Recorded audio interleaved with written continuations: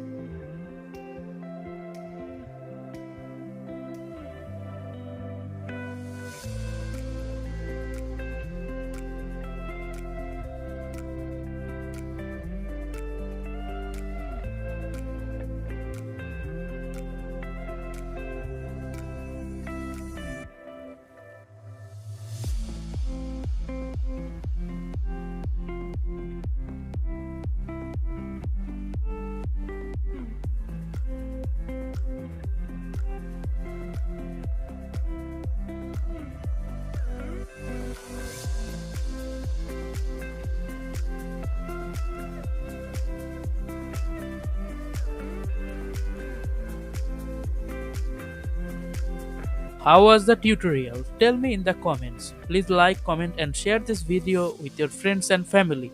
Also, please subscribe and don't forget to click the bell icon for more videos.